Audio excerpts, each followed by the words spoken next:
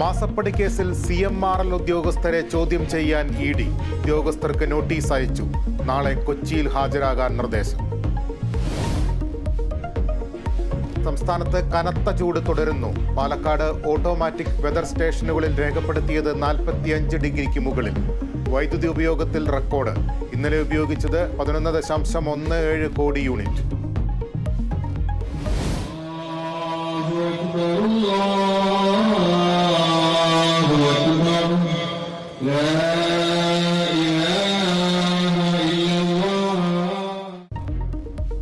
വ്രതശുദ്ധിയുടെ നിറവിൽ ചെറിയ പെരുന്നാൾ ആഘോഷിച്ച് വിശ്വാസികൾ.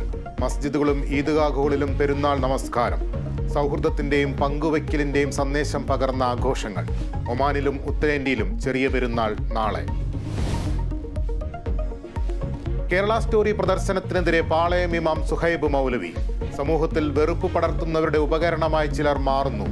മതനിരപേക്ഷ മൂല്യം ഉയർത്തിപ്പിടിക്കുന്ന സർക്കാരിനായി വോട്ട് ചെയ്യണമെന്നും പാളയം ഇമാം. കേരളത്തിൽ ലവ് ജിഹാദ് ഇല്ലെന്ന് മതപണ്ഡിതൻ ഡോക്ടർ ഹുസൈൻ മടവൂർ.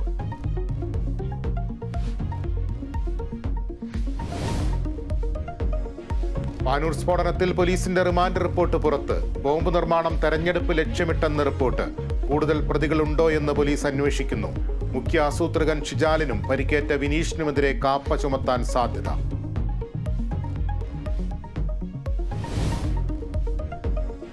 IPL ഇന്ന് രാജസ്ഥാൻ ഗുജറാത്ത് പോരാട്ടം. മത്സരം രാത്രി 7:30 ജയ്പൂരിൽ. 5ാം ജയം ലക്ഷ്യമിട്ട് രാജസ്ഥാൻ. വിജയവഴിയിൽ തിരിച്ചെത്താൻ ഗുജറാത്ത്.